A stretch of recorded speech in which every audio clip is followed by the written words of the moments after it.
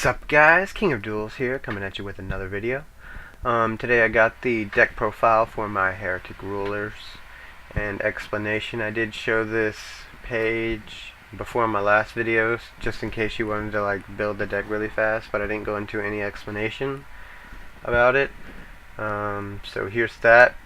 Let's start off with the vanillas. You need 2 level 6s. They're mandatory at level 2. And the level 5 is optional, but without it you really have no margin for level 5 plays. Like, you really won't have that capability. So I threw that in there, and the reason I don't play Wattail Dragon or any other things besides wind monsters is because it's awesome. It's actually awesome when you draw them and draw a Tempest, because you automatically get a free convocation off of that. As opposed to if it was a Wattail, it would just be completely dead in your hand and you wouldn't be able to do anything with it.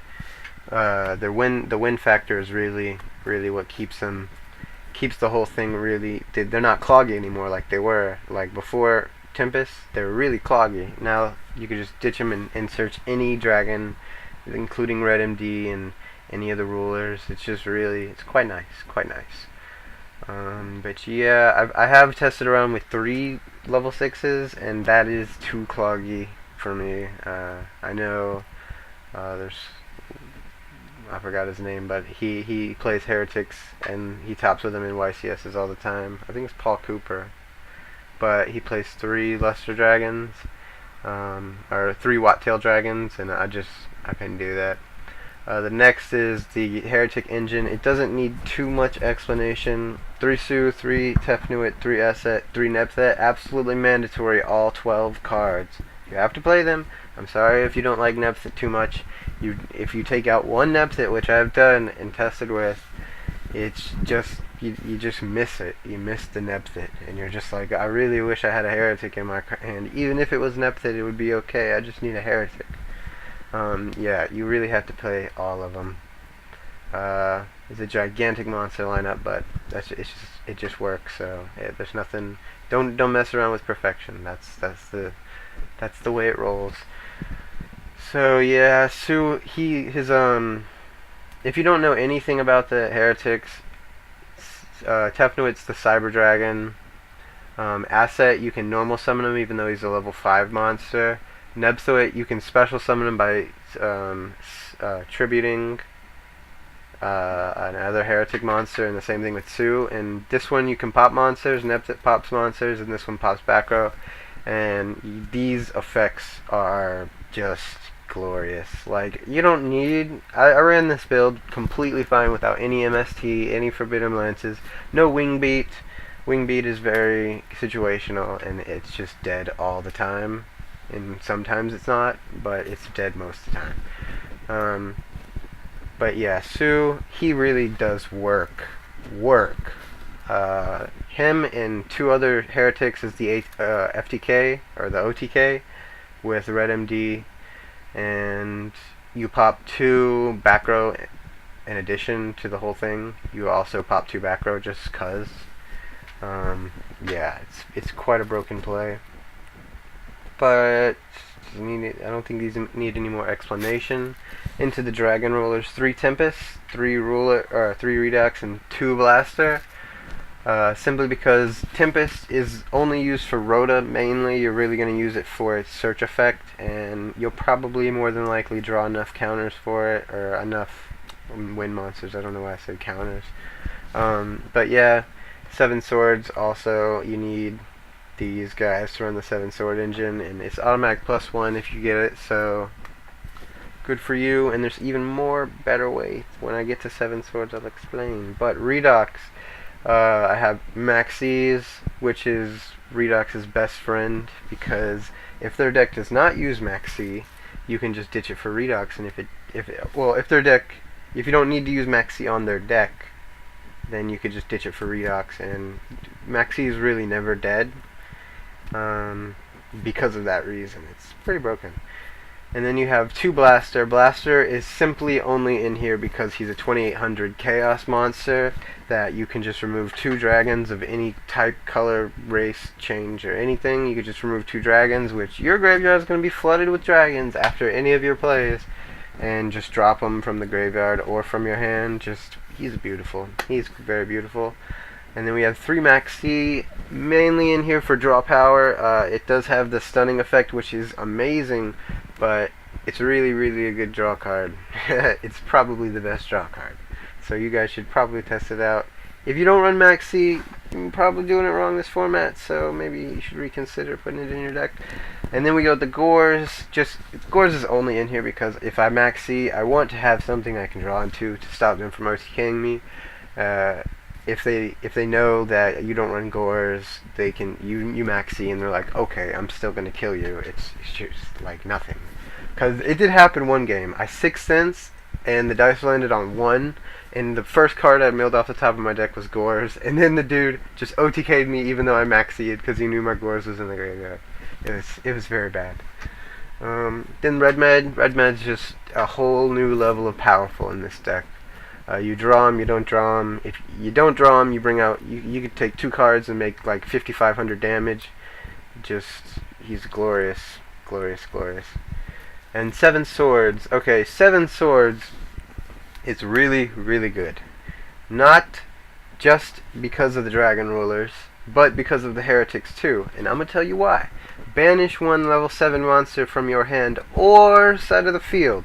Now, you can take 2 Heretic monsters, a set, tribute off a set for Sue, bring out Luster Dragon, overlay for a Tum. Then you use a Tum's effect to bring out a Blaster, Redox, or Tempest, depending on how your hand looks.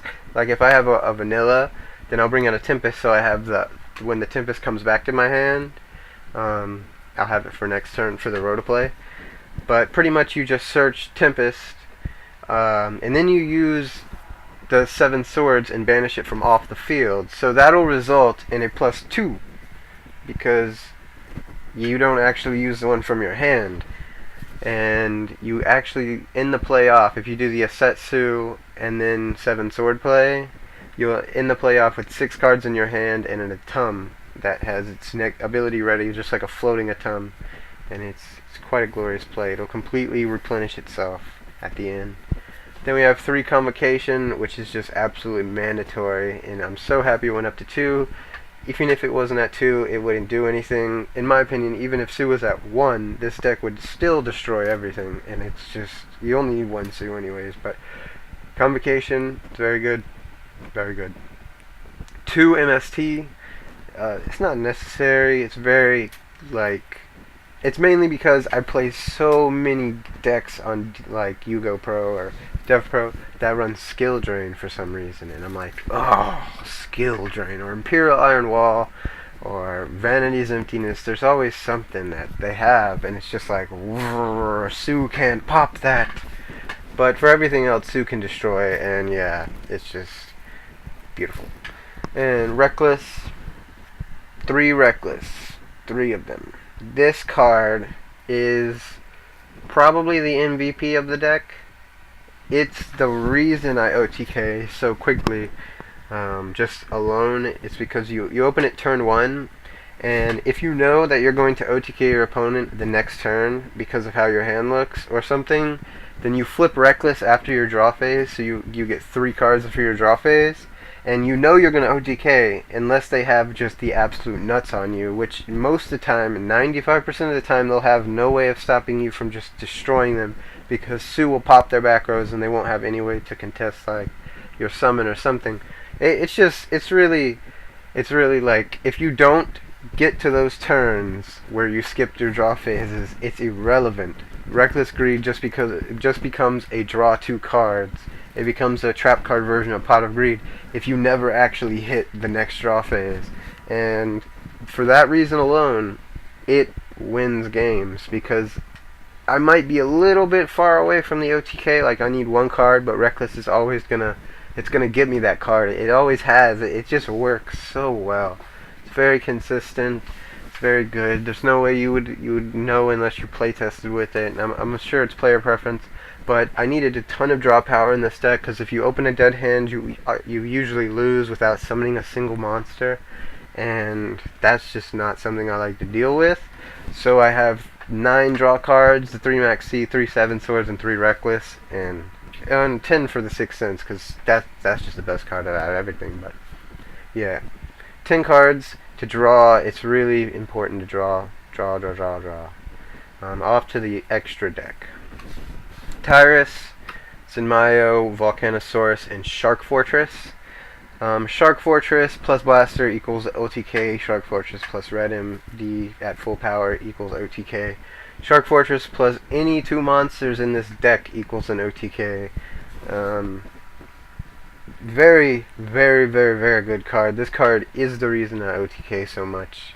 Level 5s can just be made at will. If you have a combo, you can just make them as a part of your looping process. And you just plop down the Shark Fortress and give a big attack monster the ability to attack twice, and you win the duel. Volcanosaurus, because I love, it's like, oh, I'm gonna summon this massive monster that you can't stop. I actually have a duel where I played a dude with dragons. I have the duel replay, and he went Star Eater on me with a Debris Dragon and a level 7. And next turn, I just Volcanosaurus him for a game on the Star Eater. It was glorious. Zenmayo just popped 2 cards on the field. I'm gonna be honest. I really never resolve this card ever. He comes out. He goes Bottomless, Compulse, Torrential. Xyz Encored for some reason that actually happened, but nobody ever lets me use this effect. I don't want to take him out just because he's so good, but at the same time I can't do anything with him. Tyrus, probably he's really only here for a turn 1 play. If I only have level 5s, well, the option to go into a level 5, then I'll have Tyrus as the turn 1. And yeah, he's pretty baller. Photon Strike Bouncer I never ever go into, ever. There's no reason to negate any effects when you just kill someone before they have any monsters on the field, or you use your Nebset Loop and Sue Loop to clear their entire field, so they have nothing, and then you just attack directly. Photon Bouncers, he's good because he's like, the only reason he's in here is because how good he is, but I honestly never go into him. If I ever take any card out, and like, if another level 6 comes out that's like baller, he's gone, and that one's coming in. Gauntlet Launcher, MVP, like like speechless. Why would Konami even make this card? Like, most people don't even know this card. It's not a once per turn effect. You can detach 1 Xyz material from this card, then target 1 monster your opponent controls and destroy it. You could pop 2 monsters on their field and then attack them with it, because you could still attack with it. I don't understand what they were thinking. It's so good. You only need 1 because you just go into it to destroy all their monsters on their field after you blow all their monsters up with Sue, or all their back row up with Sue, and swing for OTK. You could clear, honestly, 5 cards off of their board, 2 monsters and 3 back row, with just a 3-card loop, and then swing for game. It's quite broken. Constellar Ptolemy M7, I just call him M7 because, yeah, M7. He's really a good, he's using the OTK, which I'm sure most of you have seen if you're watching this deck profile. I'm not sure. I don't really want to go over it because you could just Google it or YouTube it. So this guy, he's used in that, and you can add cards from your graveyard to your hand. So you can make him turn 1 with an asset and Sue, and then add the asset back to your hand. So you'll end turn with 5 cards in hand, and it's really nice and shiny, and it's pretty. And it's like a free floater monster, and everything is just glorious. Okay, Atom, 3 Atom, 3 Gaia Charger, standard. In the looping, you gotta have them. And then Big Eye and Draco Sack for the Dragon Rollers. Yeah, there's not much more need to be said. The side deck, it needs work, but this is the one that I would most likely run. And with the exception of the Death Tornado, probably, and the Forbidden Alliance, they would probably be something else. But I'm just still thinking about it. 3 Decree, 2 Mystical Wrath Panel. If you resolve this card, the game is over. 2 Dust Tornado and MST, so I can have a total of 5 destruction cards. Double Lance, this will always come in against a heavy back row team, or a heavy back row deck. I might even take out MSTs for them if the deck doesn't run Skill Drains or Imperial Iron Walls or anything bad, because Lance is a better card than MST this format.